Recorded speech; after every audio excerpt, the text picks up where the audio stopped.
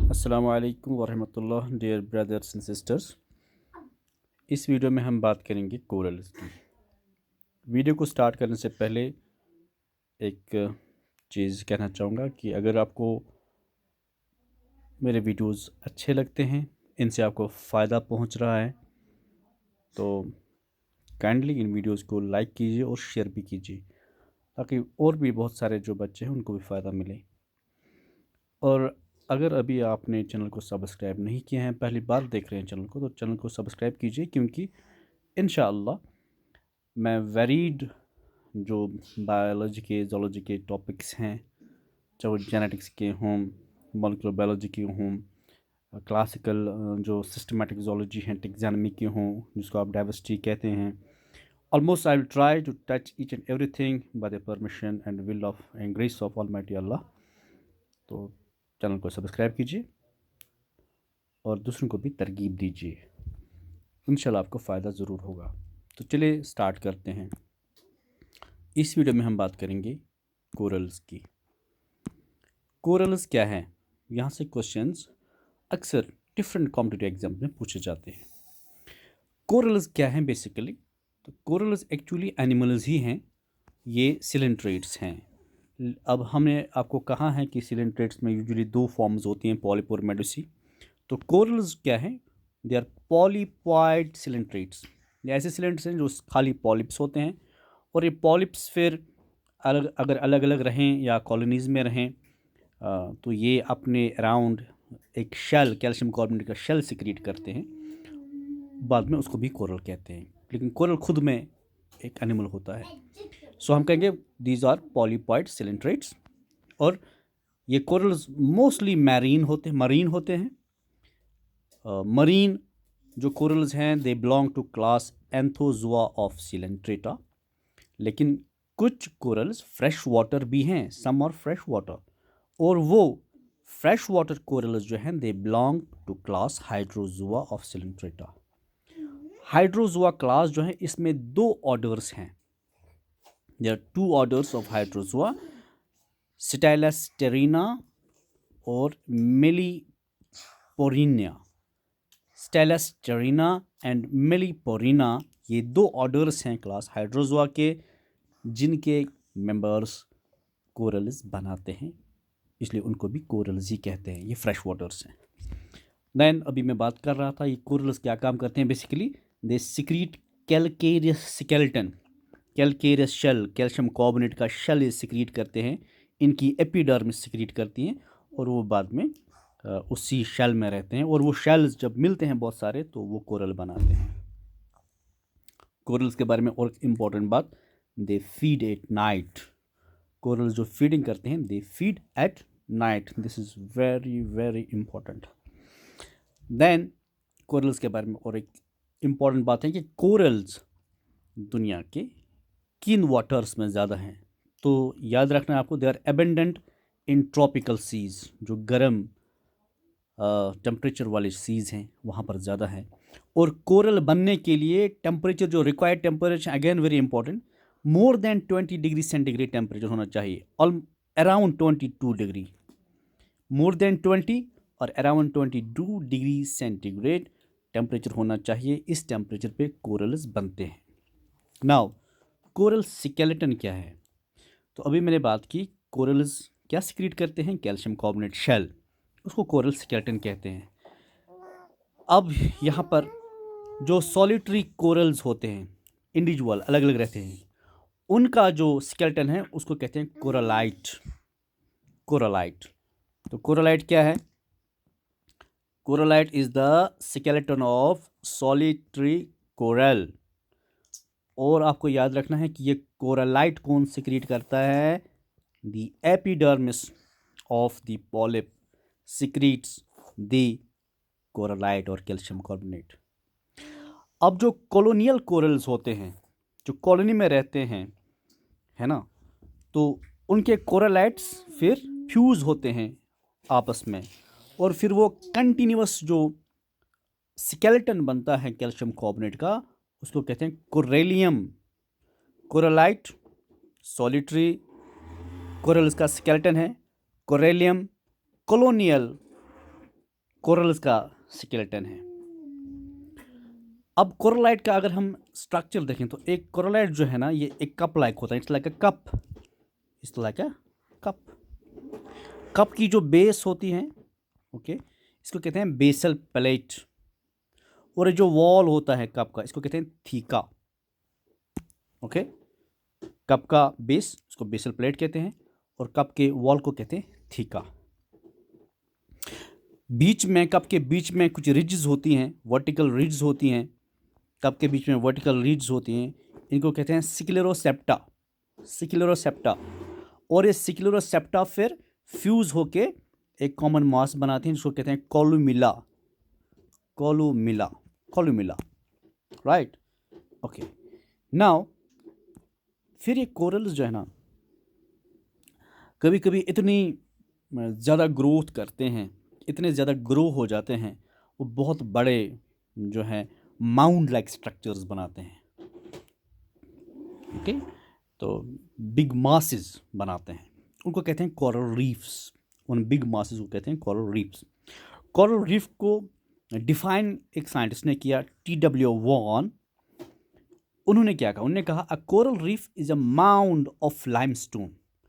Coral reef एक mound है ना, एक माउंट जैसे आपसे जो जगह ऊंची होती है, कोई जगह ऊंची बनती है, यानी अगर आप मिट्टी को किसी जगह जमा करेंगे, ठीक है ना, तो वहाँ क्या, वो मिट्टी एक जगह जब जमा करेंगे, वहाँ जो स्ट्रक्चर बनेगा उसको माउंड कहते हैं। तो उसने कहा कि कोरल रीफ क्या है? It's a mound of limestone. ये चूने का माउंड है।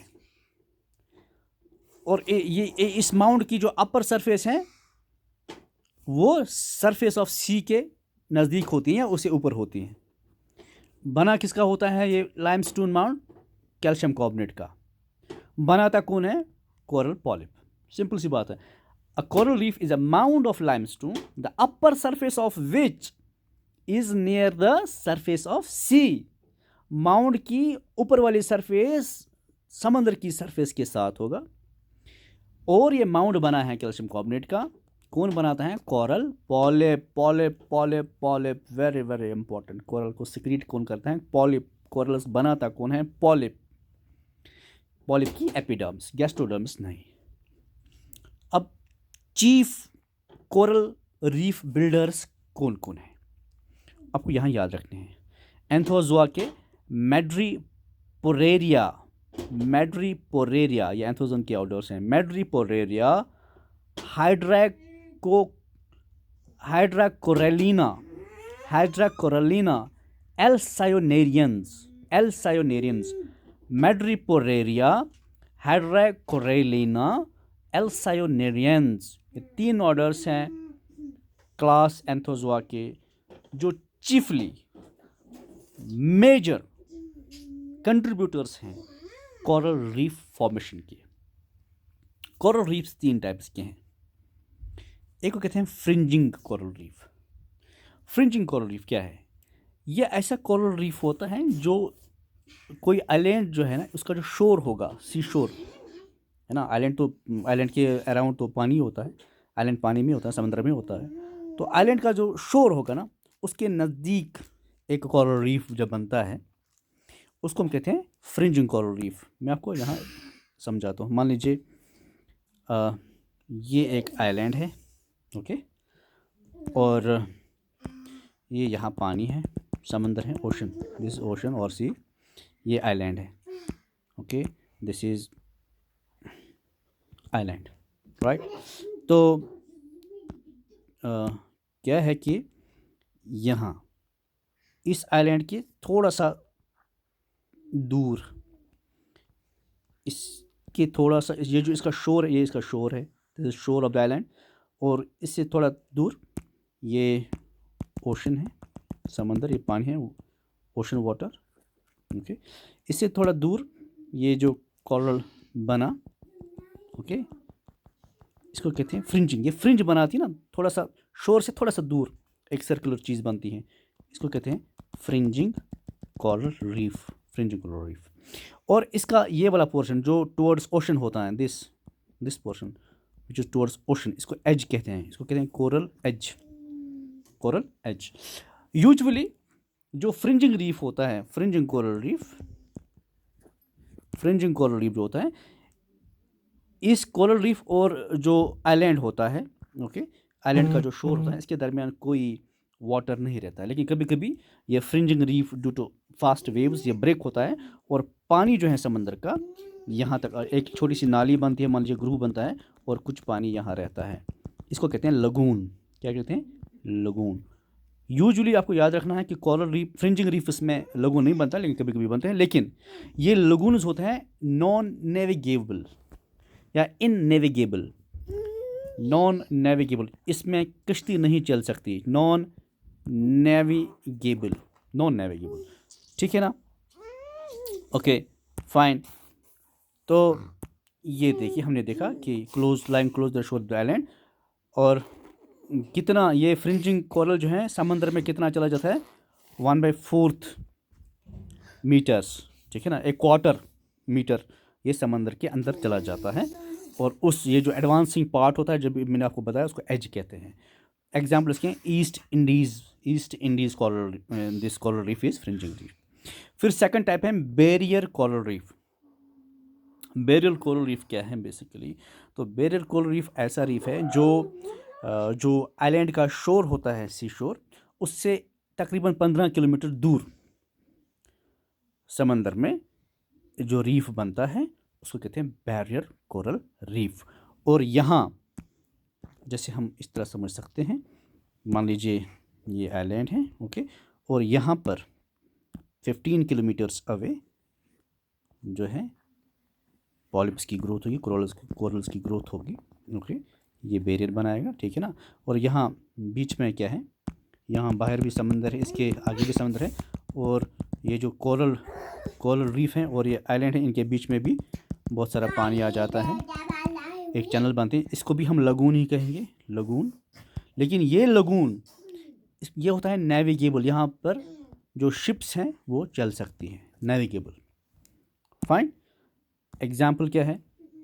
एग्जाम्पल है आपके पास Great Barrier Reef of Australia, very important, बहुत इंपॉर्टेंट है। थर्ड वन है एटॉल।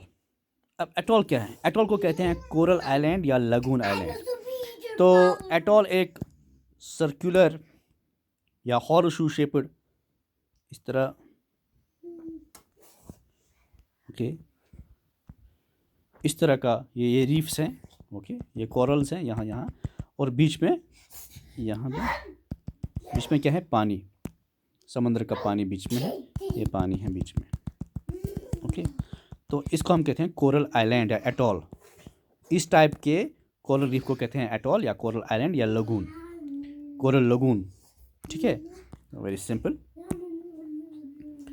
तो फॉर एग्जांपल है एटॉल ऑफ बिकिनी, कहाँ है? पैसिफिक ओशन में। तो atoll of bikini Pacific ocean में है, और ये वो एटॉल है जहाँ पर एटॉमिक बॉम्ब एक्सप्लोजन किए जाते हैं, एक्सपेरिमेंट्स, एटॉमिक बॉम्ब एक्सप्लोजन जो हैं इनके एक्सपेरिमेंट्स यहीं पर किए जाते हैं। So dear friends, dear brothers and sisters, hope कि कोरल के बारे में एक क्लियर कट विजन आपको आया होगा, आज क्लियर होगा, आपने समझा होगा कोरल किसको कहते हैं, कोरल स्केलेटन क्या होता है, कोरल रीफ क्या होते हैं, कितने टाइप्स हैं, और अब फर्दर जो एग्जाम्पल्स हैं, ठीक है ना, वो आप स्टडी कर सकते हैं। कोरल्स की इम्पोर्टेंस, इकोनॉमिक इम्पोर्टेंस, अभी वीडियो ज़्यादा लंबा हो रहा है, कोरल्स की इकोनॉमिक इम्पोर्टेंस में के लिए मैं 4-5 मिनट का अलग से वीडियो बनाऊंगा। और फिर हमारा सिलेंट्रेट्स में से एक टॉपिक रहता है, वो है पॉलीमॉर्फिज्म इन सिलेंट्रेट्स। तो नेक्स्ट वीडियो में उसके बारे में बात करेंगे, बहुत ही इंपॉर्टेंट टॉपिक है, क्वेश्चंस आने के चांसेस रहते हैं। Wish you all the best. अल्लाह हाफिज़।